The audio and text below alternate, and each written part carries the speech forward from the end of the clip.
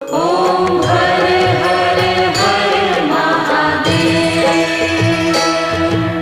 सुन्दर जटाकलापं पावकयुतभालं स्वामी पावकयुतभालं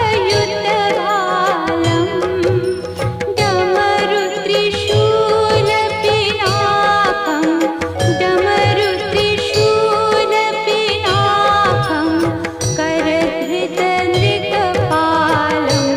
ॐ हर हर हर महादेव। मुण्डे रचयति माला